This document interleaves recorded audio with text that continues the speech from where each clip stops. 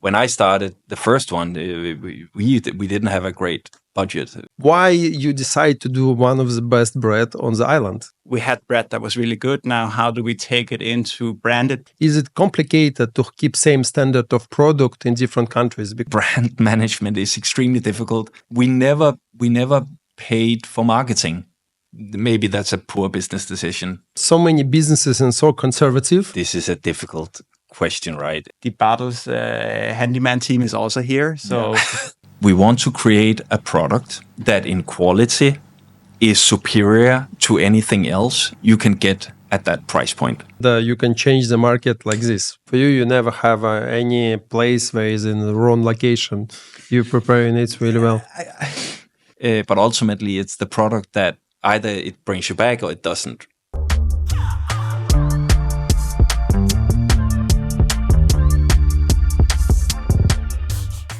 Hey everyone, today we have another podcast, Serene podcast, and I'm super excited today because I have really cool guests. I have founders of our favorite Bartels. It's a place that all of the Phuket knows. It's Jakob and Nicolai. Nice to meet you guys. Nice to see you here. Thank you for coming. How are you doing? Thank you so much for having us. It's great to see you, and I really want to ask you a lot of questions, but then I think it would be great one by one to ask about a little bit of your background that you tell about yourself, because everyone knows Bartels, but for you personally, not too many people know who's doing that great business and that great coffee and bread. Jakob, maybe you can be the first one, right? Sure. So long story short, I've been in Thailand for 16 years. I've started out, actually my first city was in Pattaya because I knew a guy. I quickly moved to Bangkok, then spent 10 years there. My primary business has always been in tech. So tech startups, I sold my first one when I was 24. That was one of the first Thai exits in the internet space. And the whole industry of IT is still growing, right? Yeah, exactly. Yeah, and then it's a more complicated. I mean, like right now we just see is that back then when you did it, it was very not normal, right? Like not. I would say that I probably back then knew 80% of people working in tech in Thailand because it was such a small startup scene. Okay. And that has then evolved now, and now I can't even follow anything that's happening anymore. I see. But that. After selling that, I moved into mobile gaming because back then in 2013-12, mobile phones became good enough for smartphones to develop apps. So looked into app development, looked into game development. It was never a plan to go into gaming, but it kind of just happened. Did the first studio, PlayLab. We grew up to 100 people in that, and I sold that 8 years ago with my partners, and then started up Lykkegaard Studios, which is a lot smaller team where we do mobile games. We work closely with Apple on all our titles. So that has been super fruitful. And actually, to relate to it, to come into how I met Nicolai back in the day was pretty much that you can tell your own story, but when he moved to Bangkok, they actually moved into the apartment that I was moving out of. Okay. So kind of randomly we met each other back then. And maybe Nicolai can take it further. Almost all of the successful stories of the businesses sounds like this. I had one day when I meet someone and in some situation, right? So your story is similar, right? Yeah, I used to think that I should manage big companies, and so that was kind of the line I was in. I was in IT and in some film production. Actually, when I came to Thailand the first time for work was in 2013, and that's where I took over the apartment that Jakob was moving out of. And I was in Thailand that was in 13. We were here for 3 years. Moved back a few years, back to Denmark, and figured out that the corporate life was not really what I was hoping for. And we gave it a shot and moved back to Thailand. And after a little while in Thailand, my wife and I came up with this idea to follow a dream of creating an F&B place that was based around sourdough and good coffee and a nice ambience and yeah, that's where that started. It was never really the intention or the idea that it should go really, really big, but it was just a way to do something that we both cared a lot about, and it was something where you can see happy smiles and faces every day, and be less involved in deep legal contracts and negotiations and stuff. It's more like it's a good sandwich. It's a good loaf of Business bread. as a lifestyle, right? Yeah. It was trying to build something that could make both, of course, generate an income, but also something that could make us happier waking up in the morning. Like I can give you my feedback because I saw how your company grow. Because I'm here also 13 years, and I saw completely different Phuket.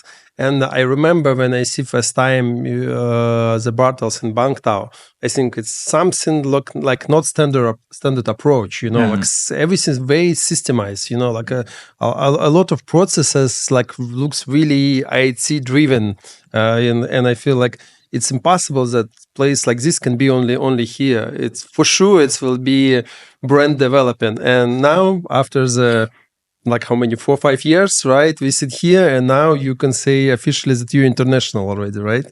We just opened our first branch outside of Thailand. We opened in Vietnam in Ho Chi Minh 2 weeks ago.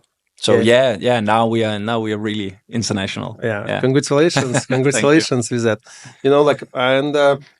How this idea came, because as far as I understand, of course, coffee is super important today. Like it's one of the most driven thing. It's supposed to be really good. But what surprised me, I see a lot of bread because, and then for the first time, I think when I came to Thailand, it was so difficult to find good bread, because as soon as you European mindset, you like to have a bread. In Thailand, it's rice, right? So why you decide to do one of the best bread on the island? I think when we started out in Bangkok, it was I've been baking sourdough bread for many years by myself. It was kind of a stress management tool when I was in corporate life, and I think I did it a lot, and I eventually turned quite good at it, at least in a home use. So when we did this concept, it was basically to build a cafe experience where we could do something unique and at the same time create a product that was like significantly better in terms of quality at the price point compared to anything you could get anywhere nearby. Because with the base of really, really high quality sourdough bread, we could make a menu that was fairly manageable and still deliver a product that was just really, really good. And I am not out of a chef background, so I also had to work with the tools that I had in my toolbox, so that's where it started. When I listen to you, I feel so many businesses and so conservative, and people in the industry, they cannot see out of the box, right? And in this case, they're doing same as everyone because it's standards, but when you go into the industry from the another perspective, you can see something unique and you can change the market like this, right? That's what you and done, it's also right? coming very much we're both from Denmark. Yeah. And in Denmark, bread is a very big thing. You can find bakeries everywhere. Everybody eats bread all the time. And during our many years here, we have never been able to find bread that was good enough compared to when we came back home in Denmark. Yeah. And that's also kind of, Nicolai was searching bread in Bangkok. Meanwhile, I had moved to Phuket. And Phuket had nothing of it, especially right before COVID. Bangtao had no coffee, it had no bread, I cannot say no, but it wasn't to my liking, at least. Was not quality that you expect, exactly. Right? Yeah. And I visited Nicolai and Eva's new shop in Bangkok to be like, honestly visiting their passion project, being like, okay, what are they up to now? Tasted the bread, and luckily was able to convince Nicolai and Eva that this can be much bigger than this. And out of pure personal bias, I was like, we need this on Phuket now. Like we can help scale it up. We can brand it. And actually, the old Bang Tao shop, the second floor where we now have storage and everything, was supposed to be my office for my gaming company. Okay. We never managed to put an office there because it was just packed from day one. But that's where we could really, I'm happy that our second branch looked like it was already in system, because we could just more come in and conceptualize more about, we had bread that was really good. Now, how do we take it into branded probably? How do we take the IT? How do we optimize all the processes around it? And it's just been step by step, pretty much figuring out how we can optimize. And during COVID, we were both stuck on Phuket for a few months where we couldn't even travel to Bangkok. And I remember at that time where the Bangkok branch worked, we got 5-star reviews, everything was happy. And we were like, wow, okay, this system seems to work. We might be able to do more than this. Right? Yeah. We agreed on 3 branches, and now we have at least signed 10, and we have 7 open already. That's a really great story. You know, like I will ask you more about future branch a little bit later. I have a question. Since you go internationally, you know, like, is it complicated to keep same standard of product in different countries? Because as far as I remember, the idea of Starbucks back then, that you can drink exactly the same coffee everywhere in the world, that it will be roasted exactly the same and stuff like this. In terms of bread, in terms of your product, is it any challenge between the Thailand and Vietnam?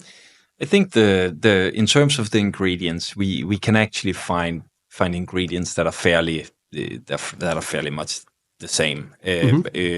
So ultimately, for the major part, it's a matter of training.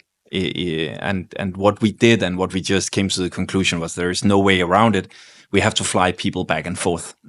So during the last 2 months, we've had people back and forth between the branches. You mean your team from Thailand? Both right? ways. Both ways. We've had the Vietnamese here. We've had the Thais in Vietnam, and we still have. We send pictures back and forth, videos of the bread texture, color, consistency, hydration. We have. It's one big quality assurance game at this stage, and we.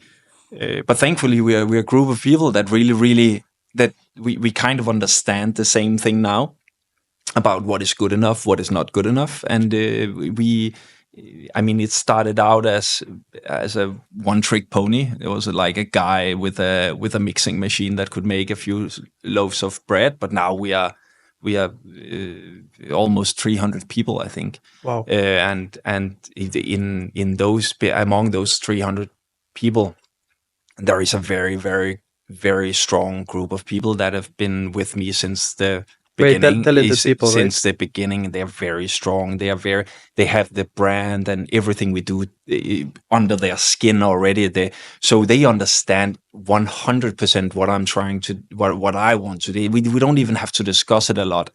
Clearly, teaching a new team in Vietnam is a challenge, but our Vietnamese colleagues coming here, I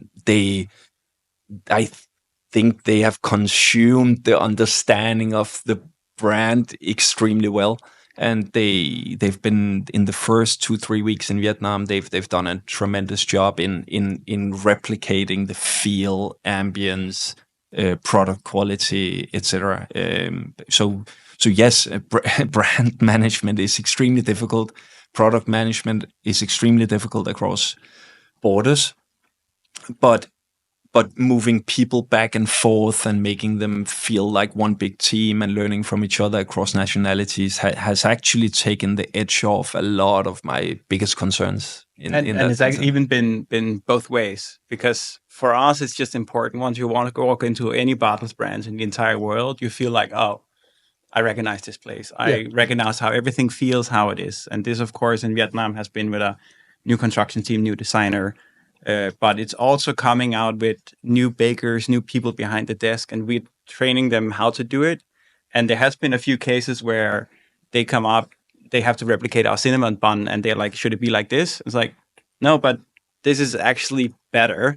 Now, let's take this and train all the branches in Thailand of how to level this one up. So it really goes both ways, because for us, it just has to be consistent, but it always has to be the best possible product. So it really, with the amount of branches we have, with the amount of people, new ideas comes in, and we can quickly spread them out to kind of lift everybody above.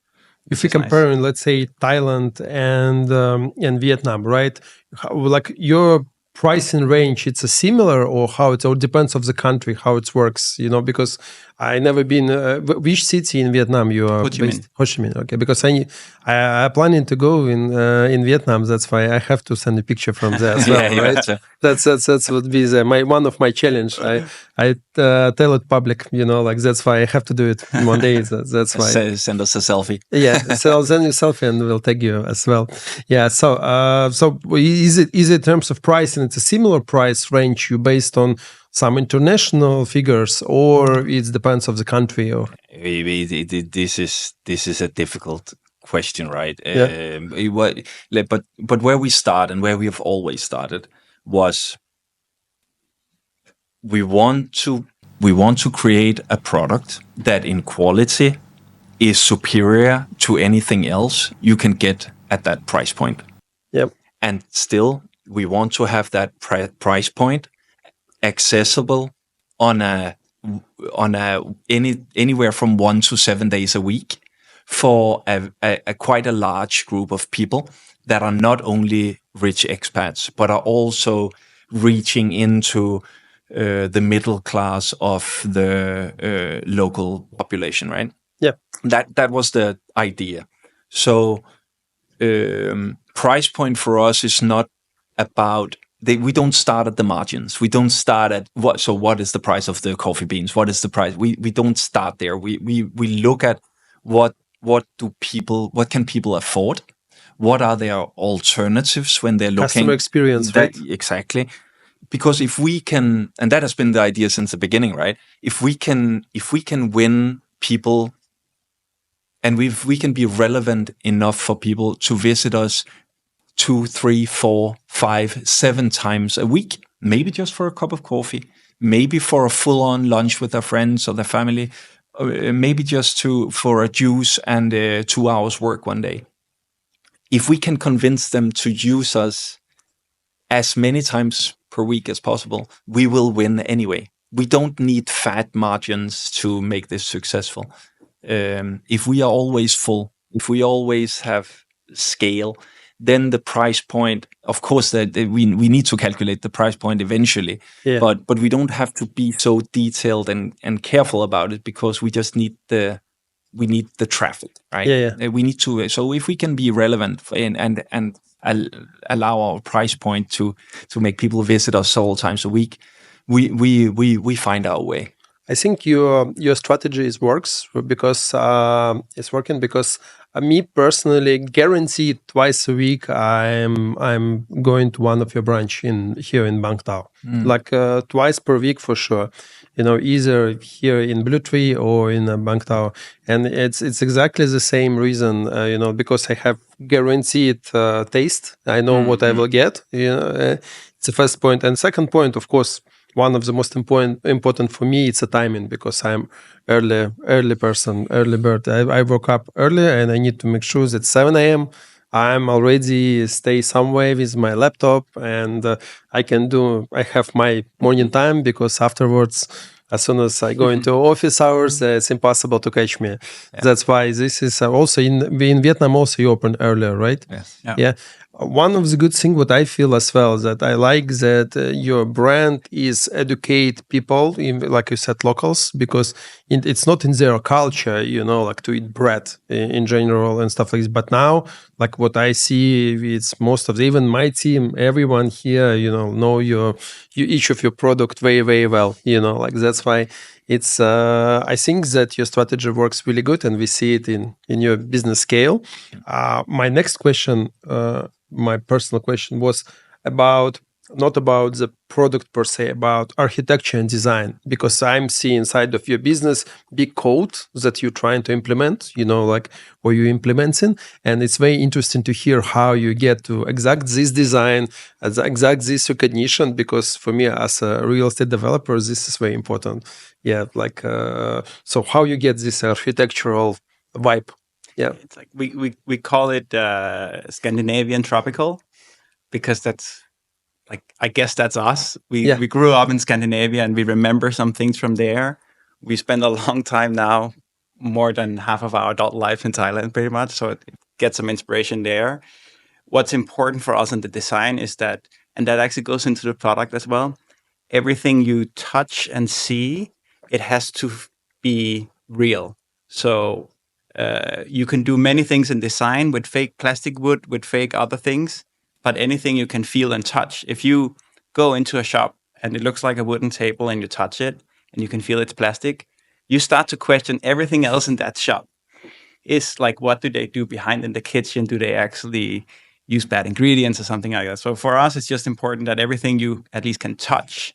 The plants that we hang up in the sky, we can't water them, so those we have to put out more artificial, but everything you touch and interact with has to be real. So even something like the beams we have going through, it's not just a hollow beam, it's a literal piece of wood that we buy from a sawmill. We have bought everything they have now that we hang up, and each of them are like 300 to 400 kilos. So it's super heavy to get it there. But for us, it's more accessible design that feels like you have a lot of cozy corners.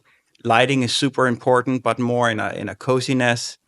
Feeling relaxed. We like this very clean, rough style. So if you look at our font and our design in general, it's very clean lines of everything. But we do like to have concrete floor, a little bit rough. It doesn't have to be beautiful finishes. And it doesn't have to be a not nice too much industrial, finish. Right? Like, but I wouldn't mind having like a old New York warehouse building where we put in something that is just super streamlined, because and Scandinavian style with the wood and everything, if right? You look and greens. At today, without mentioning names of other coffee shops in Bangkok, it starts to be very much cold. Everything is concrete. Everything is white. Everything is hospital light. We hate any Kelvin above 3000. Yeah. So everything has to be like warmy feels of what you're getting through. I will ask guys to make different color for this podcast. We will do a color correction. Your podcast will be warm light. 2800. Yeah, okay. Guys, record it, you have no idea how many talks we have about Kelvins with new suppliers and how we get it in, because it's just, these details are super important to create this homey atmosphere where it doesn't feel too pretentious, but it also feels clean and nice. So bring in as many plants as possible, bring in some good vibes, have good music, just feel welcome, because in the end, it is community centers that we are building and about gathering people, getting them together. Like I'm sure you go to any of our shops and you will meet a few people that you already know. Yeah. And that's really important for us to formalize that in a proper way.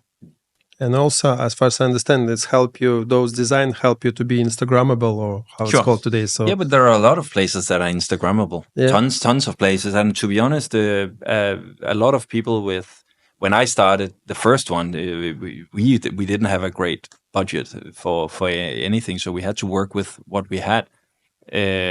And the Instagrammable part, I mean, you have lots of people that invest a lot of money in beautiful cafes. Then they put in a coffee machine, and that's what you got, right? And people visit those places one time, they get their picture, but ultimately it's the product that either it brings you back or it doesn't, right? Yeah. Yes, we want to create beautiful places for sure. We want to create places where you come in and you're like, this is really nice. Maybe even take up your phone and take a few pictures and share them online. Thank you. That's great. But ultimately, it's about the feeling you have, right? It's not just about beauty. It's about creating a feeling of being welcome, feeling comfortable, and being comfortable is not just in a certain scenario where you come in alone, for example. But it's also if you're there with your family or with your kids, or if you have a business meeting. Or we try to create spaces that are appealing to many life situations, so you can kind of use Bartels no matter which of those situations you're in. Whenever you can with the kids, they can go in kids zone, right? Or you wanna stay with your laptop, or you have some meeting with a long table where the 10 people can be there as well. It was never about just being Instagrammable. It's like it's a matter. But I think it's side effect, right? It's a side effect of your design and of your vibe and brand, right? Yeah, for sure. But you never try to calculate what's how many people post you, tag you, and stuff, to see any analytics, because you're also kind of IT driven people. You probably see some trends, I guess. I think some analytics. It all of it started. We talked about pride a little bit as well, right? Yeah. In the beginning, when we just started all of this, we were very careful about that the product was like you could not question it, right? It was like we really went into. We got products from all the most reputable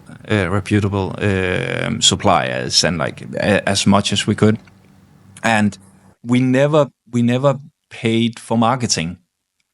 We never had a marketing budget to make a post and just try to just get as much awareness as possible. We never really did that, and that was probably also a little bit about pride that we don't want to push the product on anyone.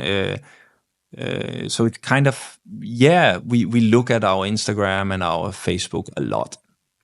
We get a lot of feedback via the social media channels. We see the pictures that people are sharing. We use it as a way of feedback from our customers. When we are happy and proud of what is shared, we reshare and we engage with that way around. But we've never paid for influencers. We've never paid for sponsored posts. We've never done anything like that. But maybe that's a poor business decision.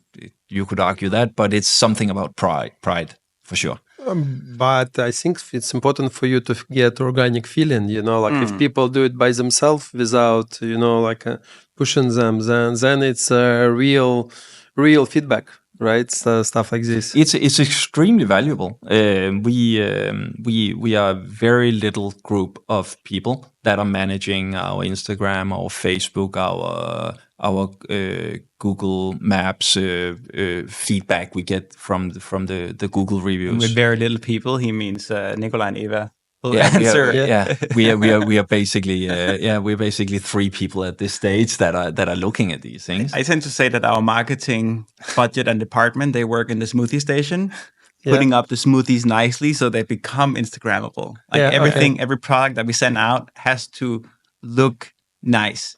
And we're not trying to, post this and get 10% off. It's more like we want to make it so nice that you are irresistible to not take a photo of it before you eat it. And that really benefits the product tremendously in that way. When I'm listening to you, I feel like to make business like yours, you should have really big R&D, to make really huge R&D process to make sure that you have a right location, many businesses have also good photos and stuff like this, but they're in the wrong locations, they don't have traffic, For you never have any place where it's in the wrong location. You're preparing it really well.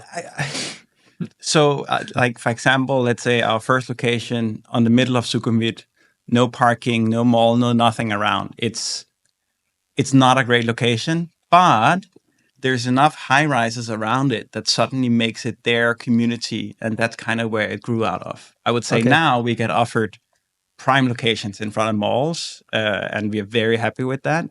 But what we have always pride ourselves in is to not open in any malls or anywhere, because we're like, hey, we can open across the street or a kilometer down the road and still attract the people. So we don't need to pay your mall an extra fee for the foot traffic that you have, because we can have our own and we don't have to You can rely on bring your this rules then. traffic. Yeah, exactly. And we can do it our way without having to follow your opening times or whatever rules you have in the mall. We can just do it our way because we felt it been better. But of course, now we have a product that is so standardized in a good way that we can soon move in a little bit more to malls, but we still want to have street-facing locations. We still want to have the 7 a.m. opening times. So as long as we can retain all of that, we have now managed to build up to a size where we can also put those demands on the malls. So we have said no, I think 20 times over the past few years, but now they start to come in slowly because. But looks like you locations. growing too all the time. Like Exactly. it's also there's two different type of entrepreneurs. One of them make fake it till you make it. Another one, trying to make product better and better and better. And only after they feel this multiplication, they start to make it in many different places and stuff like that. An example from a few weeks ago, Yeah. we found a new tomato supplier. Mhm.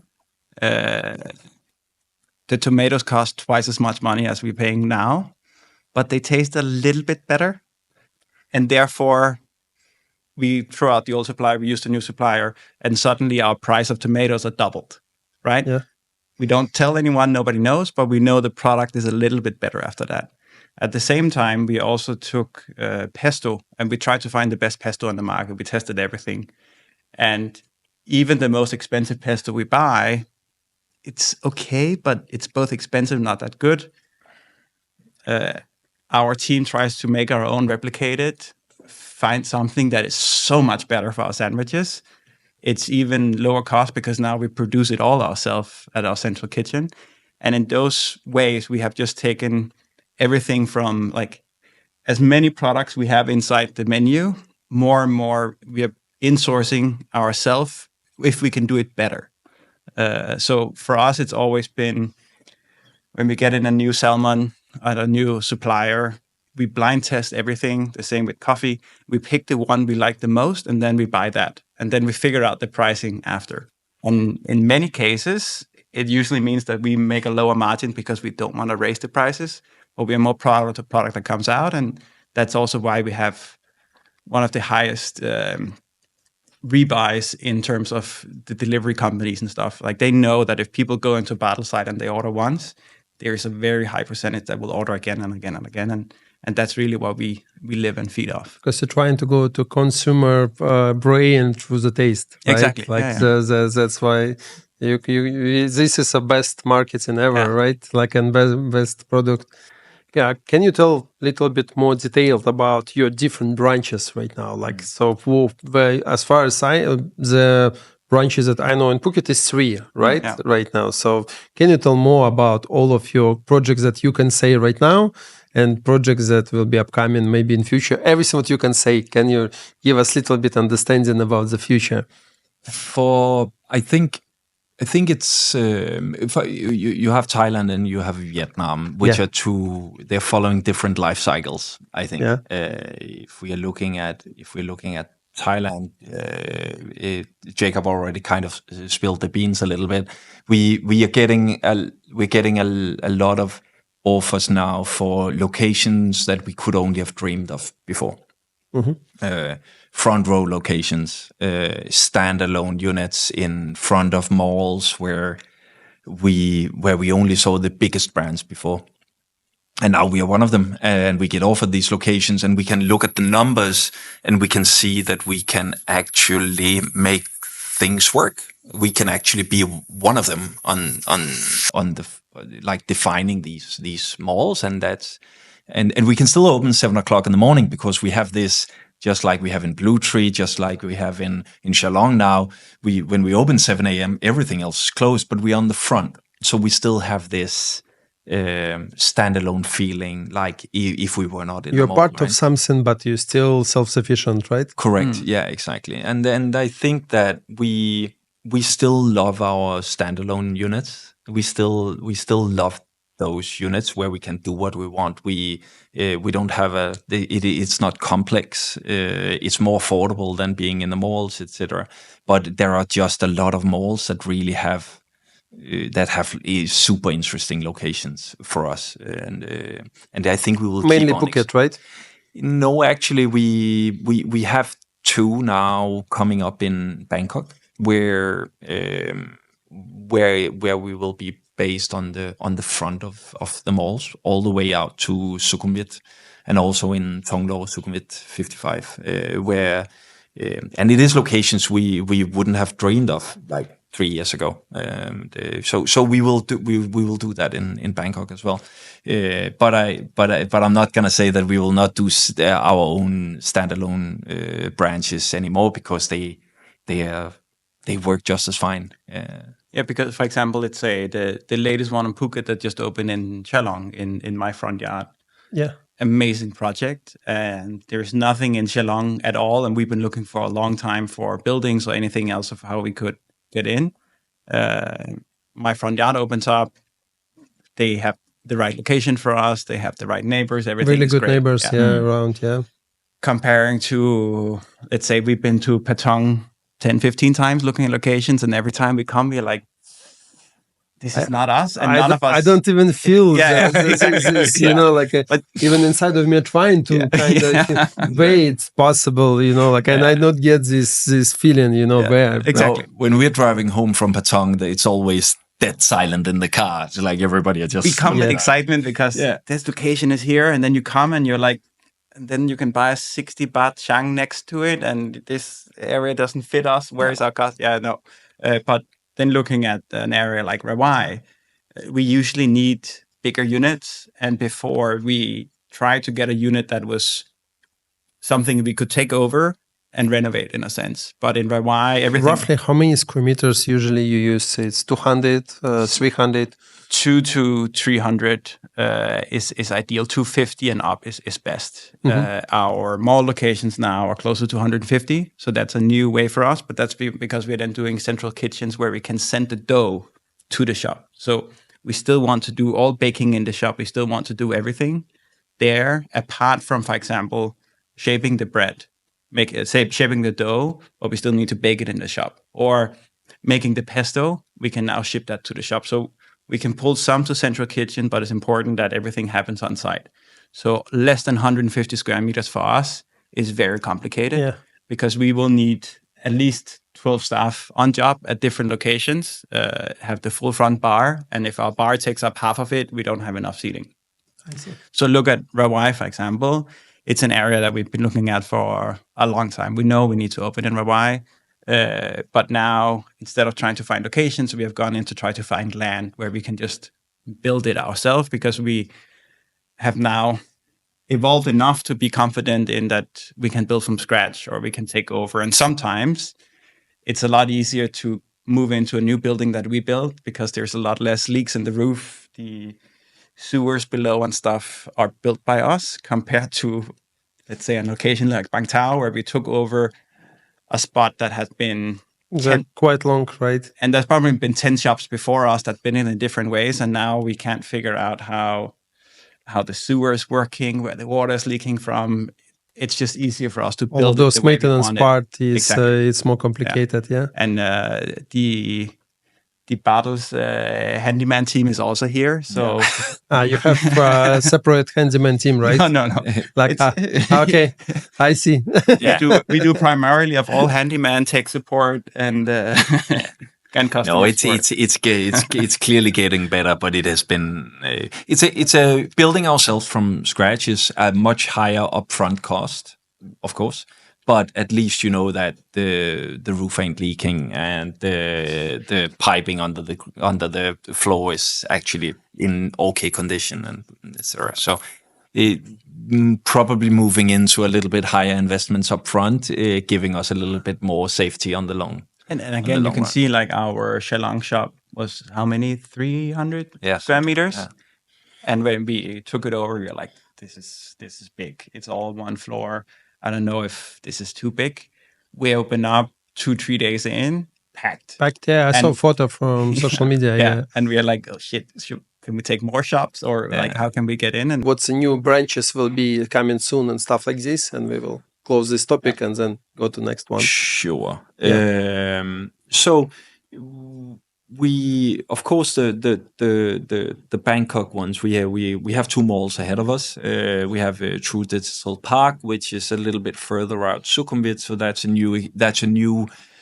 For us, we're getting a little bit more confident that we have a good local audience, that a lot of Thais actually like what we're doing. So we've gotten a little bit more brave, and we're moving out to Sukhumvit 101, and we'll be on the front of True Digital Park.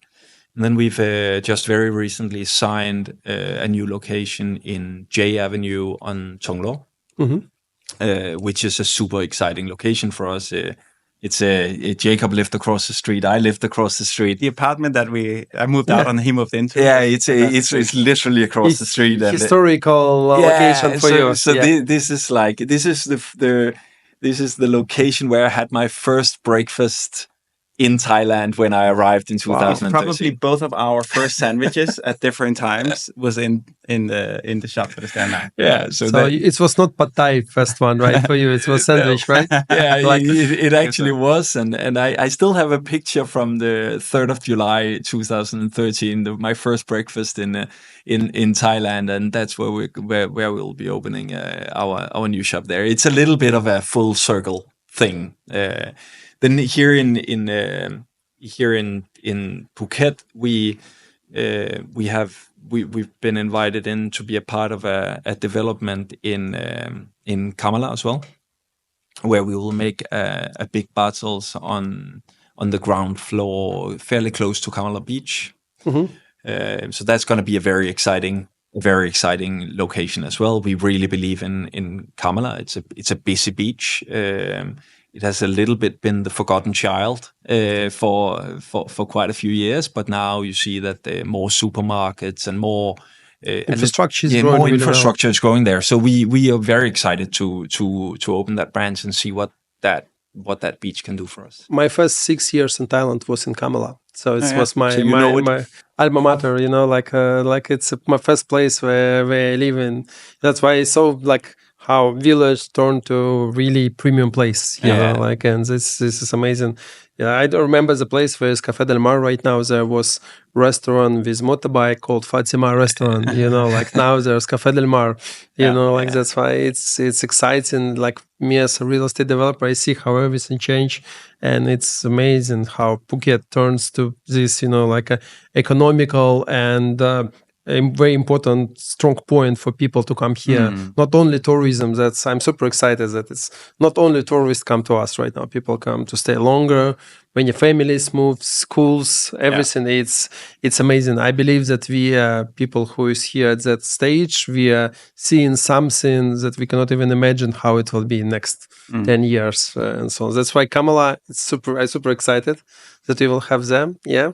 And anything else? Yeah. I think the at least on our radar right now, we have plenty ahead of us in Thailand. But then there is of course our Vietnamese adventure, where we will see how right? Clearly, we're not building one branch in Vietnam just to build one branch. We're clearly hoping that we will find our feet in Vietnam, and we'll find a Do you good feel difference between Thai and Vietnamese people in terms of culture? Is it similar Asian way or different in terms of consumer, for example? It's a little bit early to say on the consumer side, I think. I mean, the welcome we've received in Vietnam, it has been not to use too big words, but it has been a little bit overwhelming, to be honest. I've been very surprised of how many people have visited us and how many people know us from Thailand already. And we've had full houses all weekends since we opened, and it has been it's been a surprise that we have accelerated so fast in Vietnam as we have. But let's say that in 6 or 12 months, we'll have a much better understanding of what market we are in. Right now, we are we are very, very happy every time we see a full house, and we see that we have some Vietnamese customers. We have a good expat crowd, but we will learn a lot. I feel in a the next little 6 bit months. like a trend. You start in a big city and then you go to different places. indeed. So now you start in Ho Chi Minh. There's, let's say, Nha Trang or Da Nang, right? Like Pho Quoc, And like it's those also, places. but the Vietnam adventure kind of came out of our partner Casper, who is like, I want to do something, and we're like, if you pick any country that we want to open in now, and we'll figure out something. So Vietnam, I will say Vietnam came out. We know the region well, but it also came out from a spreadsheet to figure out, okay, where are we able to open up and give the full experience where we can get all the products? What are the pricing on all the different products, the salaries, what can people pay? Because we obviously, when we look at a place like Bali, we can open maybe a few, but we still need to put the same effort into opening the first one. In Vietnam, we can now open the first one. It's successful, and we're like, okay, we have been here before. We know that we can now open 2, 3, 4, 5. It's very successful MVP, right? Yeah, exactly. And so Yeah. we can accelerate it a little bit more and do it a little bit more smart than we have done in Thailand, where in the beginning we had a full bakery in every shop, and everybody kind of did a little bit different on things, where we are now streamlining it more. So how can we do that in a good way in Vietnam? How can we scale it up faster, but also not too fast? Like we made an agreement of 3 stores in the beginning, and then they kind of just came one by one after that. And at the moment, the team is so strong that I don't see an end to the amount of stores that we can do. And we are also developing a lot more into the local markets, meaning Thai, Vietnamese, because we don't want to be seen as especially not a tourist destination and not too much of our Western side. We want to go into the local markets where we are, because that also what allows us to open up in new cities across the countries that we go in. But now with Vietnam opening up, it's proven that we can actually go international. And multiply, right? Exactly. Yeah, that sounds wonderful. You ever have idea to do it in Europe as well, or you are also, because me personally, I'm more Asian oriented mindset already, foreigner but living in Asia long, like, and then when I try to think how I would do a business in Europe, for me it's like a little bit giving me a scary feeling, like, and stuff like this. How it's about for you? It's we have lots of people all the time reaching out and wanting to introduce what we're doing in Europe and the European markets. I don't. We can do it. It will have a different. It will definitely be a different business model. You would have to definitely consider whether you can cold press every single juice for every single customer. You'll definitely have to consider whether you can spend 3 minutes per smoothie ball in pure decoration time. There will be some metrics that you simply have to twist and turn differently. I'm sure you could do it, but I don't think personally. I feel that the markets here, you see Indonesia, Thailand, Vietnam, maybe even a good handful of other Southeast Asian countries would be more interesting to go big into. Big cities like Hong Kong, Singapore. I know, like, this looks like you also kind of can be your target, right? But again, if you look at the square meter prices in Hong Kong, if you look at the square meter prices in Singapore, we can absolutely do it. But the margins will be razor thin. We will be struggling giving people the experience that we like people to have. The relaxed atmosphere. Most of places doing what we are doing at a reasonable price point. They are forced to basically give out sandwiches through a little hole in the wall, right? Because they can't afford the seating. For us, it's about creating a product that we can be proud of, and the product is also the interior, the seating, all of that. And it's also for us, it's really much about we want to be proud of the product and have pride in it, but it also needs to be fun. We have both been in tech before, raised big rounds of venture capital and scale, don't make revenue, don't do anything else. At the moment, we own the full company. we can scale to the speed that we like, where we are still proud of the product. We don't need to take risks in markets where the prices are way too high just to prove that we can. There's so many fun, low-hanging fruits around where we know the concept and we can run in that way. And that's really the way that we've been scaling nicely. Because if it's no longer fun, what's the worth in doing it? We've made the revenues we need to do to live a comfortable life. Everything after this just needs to be fun. At some point, it's just a number, right? Change, exactly, you know, like if it's not your life's not change and just number grows and you don't have fun, it's not a business that. When you open a shop in Chalon, like we did now, right? When you open a shop like we did in Saigon, like we did now, there's no amount of money that can be put on the value of seeing people's face expression the first time they come in and see the shop and get served tuna melt. You know, the excitement in these people's eyes, and it's super rewarding. And that's what it's about, right? Creating these experiences where you feel that you've contributed a little bit to these people, all your guests having a better day than they would have had if you were not there.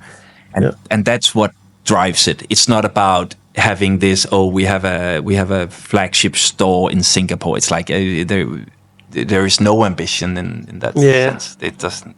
I feel that you have proper millennial vibe, you know, like that's what's changed the big difference between all generations who make a business because you have to do the business, you know, because you will not survive.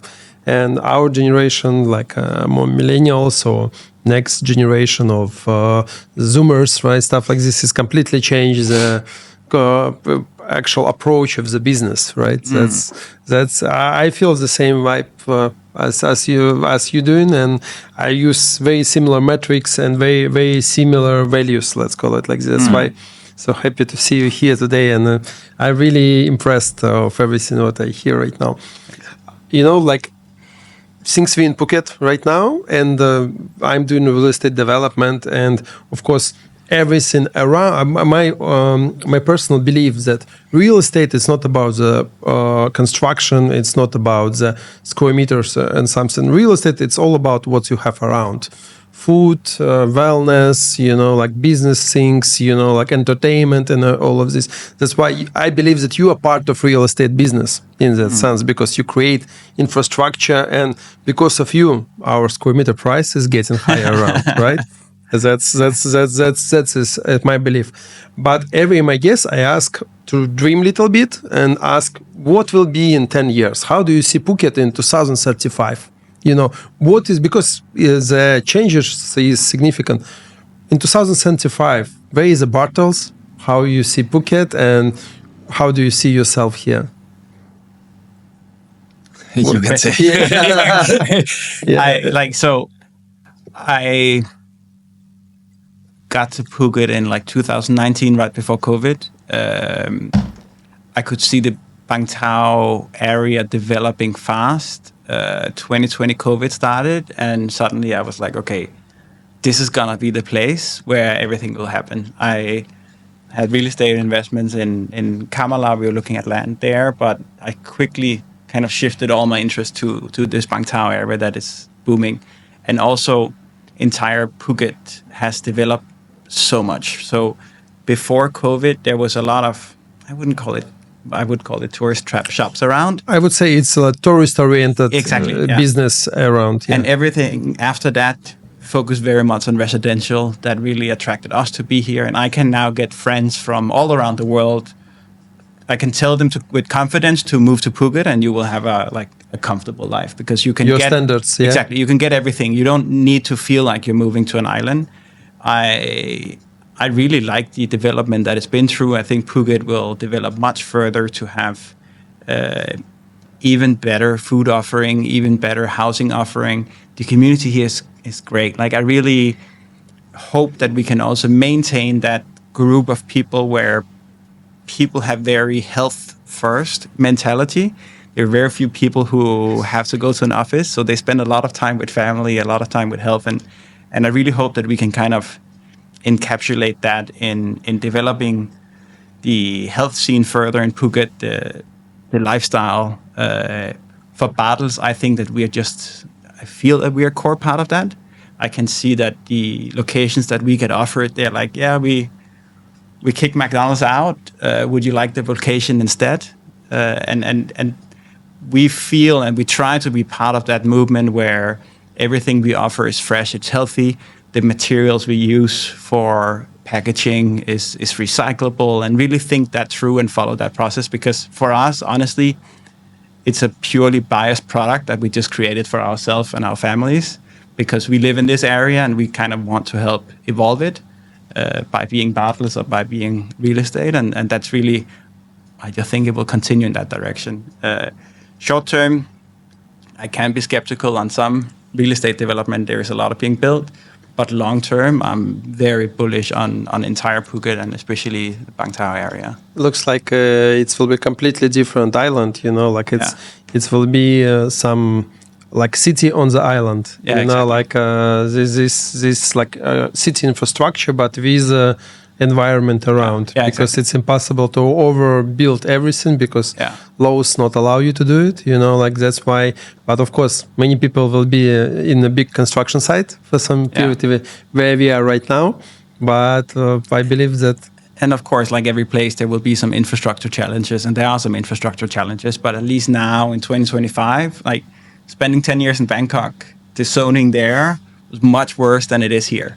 Yeah. And at least here we have a little bit more preparation of how to conserve some areas, how to build some roads. We're still not fully there. Yeah. But I have a belief that it's moving in the right direction to make that nice thing. Awesome. Nicolai, how do you see yourself in 2035? That's a great question. To be honest, we've been through. Now we are around this time 5 years ago. Eva and my wife and I, we were talking about whether we dared to do this or not. And since those 5 years, so much has happened. We've been through. Jakob knows that. He's been a part of many of the early discussions about maybe we should just stop at 2 branches and be happy that it's really going well. Don't jinx it and just focus on running those 2 branches. And then we get a new location offered and we're like, okay, let's do it. And so it's really been between hold your horses, control things, stop while we can still manage stuff. And on a good day where you've been sleeping well at night, it's been like aim for the sky, the sky's the limit. I think where we are right now is that we have an extremely eager organization. We have a group of people that are super capable. We've seen that we've been able to cross borders to Vietnam and actually have customers from day one and deliver a product that I'm equally proud of. And in another country, which is wild and mind-blowing. And I think that once we get 1, 2, 3 months down the road, we will be like, that wasn't so hard. That's usually how people said. I understand. You know the feeling, right? Where right now it's a little bit terrifying, but it's actually yesterday you feel that world will finish, and tomorrow it's the best day in the world. That's entrepreneurship when it's best, right? Yes. There has been many last branches. A lot. This has to be the last one. I think I'm leaning towards that we will have a healthy amount of in 10 years. We will probably be in Thailand, Vietnam, and at least one more country. And I'm sure that we will have a few branches in regions that we are not currently in Thailand. But we will for sure be up north. There is also a healthy chance that we will have one in Samui, or that we will try out some of these islands for sure. But I really can't tell you if we have a total of 20 or 40 branches across the region. Or 50. I don't know. But we're doing it as long as it's fun, reasonably fun. And as long as when we get an offer for a new location, we're like, we have to do this. It's like then we keep on following it. It is that's how we make the decisions. That sounds wonderful. You know, many people ask me why I actually doing a podcast, because there's no economical sense and stuff like this. But for me, I have a different importance thing for myself. First of all, I like to speak with really good entrepreneurs and business-driven people, because in this discussion we always can find some ideas and see something. Second thing, I believe that with the small steps we educate people from all over the world that you can do businesses everywhere unless you really have this passion and feeling, and you can do your dreams happen. And that important thing for me, it's that it's a history. Right now we're recording history. In 10 years you can open it, see yourself, how you look back then, you know, like what thoughts you have and what's ideas. That's why I would like to say thank you very much for coming to my podcast. It was a pleasure to see you, and I enjoy, and I'm pretty sure that our viewers will enjoy. We will put what we need to put in description, your Instagram or your homepage, right? Sure. To make sure you see guys, like they said today, they can choose which locations they can have. That's why you need to stay in the queue to give your business offer, you know, like what I understand. But you still need to do it to show them that you're interested. And of course, you're always welcome to Bartels. Thank you so much, guys. Thank you for coming. Thank you so much for having us. So much. Yeah.